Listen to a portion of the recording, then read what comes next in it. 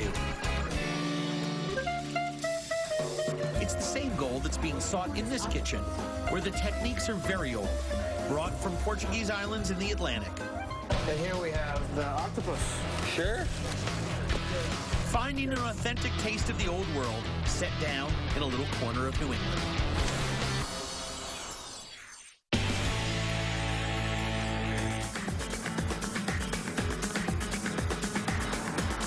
The Portuguese first came to Providence and other New England ports for the fishing industry.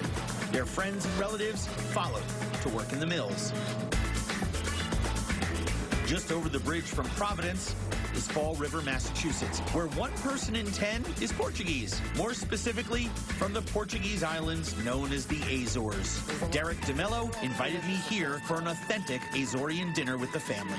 Your mom and your dad were the ones that came over, your first generation. Oh, yeah, my parents came over in the 70s, back when the city was hustling and bustling with a lot of mill work. So they came here, they both worked the mills for years and years.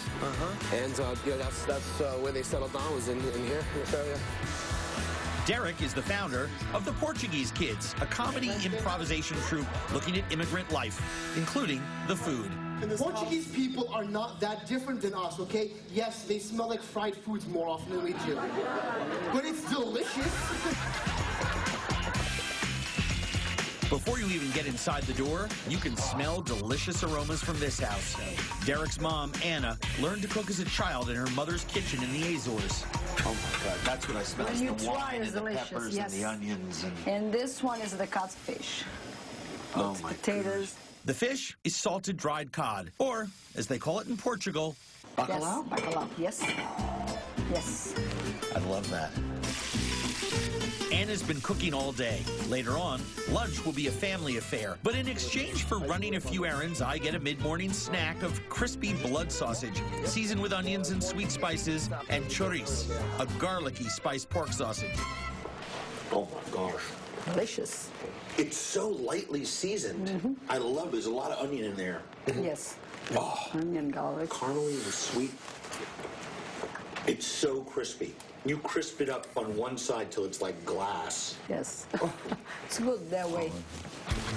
Her kids are grown up, but on weekends, Anna still cooks for a house filled with family and friends. Moms, dads, babies, cousins, and your improv Your buddies. typical Sunday at a Portuguese household. It's family everywhere. With lunch still an hour away, Derek and I are off to pick up a little more bread. The neighborhood looks like any New England town, but we're really walking through a little piece of Portugal. It's one of these areas that you don't need to know English to survive and thrive and live. If you need to buy a car, there's a guy that speaks Portuguese. You need to go to the store, there's a guy that speaks Portuguese. Is that where we're... Yeah, we're going to Columbia Bakery. Bakeries in Fall River are like, you know, one of those things where people get into fights over who's got the best Portuguese bread roll called a popsicle or popsicle. Popsicks are a staple of the Portuguese kitchen, and it's bought fresh every day. I can't wait. Look at that. Bang. That's good, right? Delicious. All right.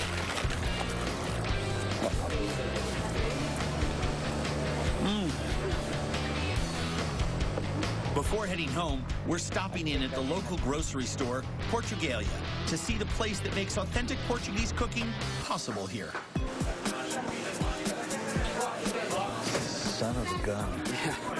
Almost everything comes directly from Portuguese orchards, vineyards, or fishing boats. The walls are lined with oceans of olive oil and stacks of sardines. Sardines are big in Portuguese cuisine, so we have multiple brands and different prepared all different ways. Well, so you stop counting at 20. Yeah, and this is all packaged in the Azores. It's sent over here. That's one of the great things about the store is you get that authentic food from Portugal and the Azores. Everybody from that part of the world who lives here needs to have this it's a touch point for being at home. Absolutely. And then here's the salted cod. Bacalhau has been the staple of Portuguese cuisine for about 500 years. Cheap, plentiful, and a nice dinner option for a Catholic country on meatless Fridays. And of course, for anyone looking for something smaller, cod bits. Absolutely, yeah. Rule of thumb, never buy cod bits. Chopped off little things that fell off the rest of the cod. Who My wants? dad will take this, put a fork in it, and he'll just put it over a fire, and he just loves it. Burns to a crisp. I don't know what, it's disgusting. Stinks the house up. Seafood, meat, cheese, all just like it is in the old country. And here we have the octopus. Sure. Straight from Portugal. This is my favorite. This is the raw material that lets Anna recreate the flavors of her mother's kitchen. Are we late? Friends and relatives are filling up the house. The bacalao and octopus and other dishes are filling up the counter. That smells delicious. Potatoes and onions and peppers and tomatoes. Right. I love you. Octopus. So you cooked it, you boiled it first, and then you baked it? Then I put it in the oven, that's all. Yeah, time to get this party started. Everybody, time to come to eat. Let's go. Vamos comer! Vamos comer! It's the kind of gathering with more people than chairs. Oh, my goodness. A good excuse for standing close to the food. Do you want to know something? You're never getting rid of me. I just tried the octopus. Come again. It's amazing. It's not delicious, it's amazing. Great job, Mom. This is just perfect. It melts in your mouth, but it's just the garlic and wine. It's just so subtle, but it's beautiful with it. Garlic, wine, and peppers are in just about every dish. Yet every dish has its own unique flavor. That only happens with painstaking preparation. How many times did you rinse the cod? I soaked for 3 days. 3 days. And 3 days before you even start cooking this thing. It's amazing. Yeah. It's stunning. I mean, thank you. you can start with good bacalao, like we saw at the market. But if you don't do the right things with it, Absolutely. oh my gosh. 30 years in America hasn't changed Anna's dedication to getting food right. She doesn't just cook to feed her family. She loves to cook. It's her therapy. Clearly. You know? She takes pride in what she does. After raising you and having all your friends running through the house, she was traumatized. Thank you. So nice. You make me very happy today. I'm glad.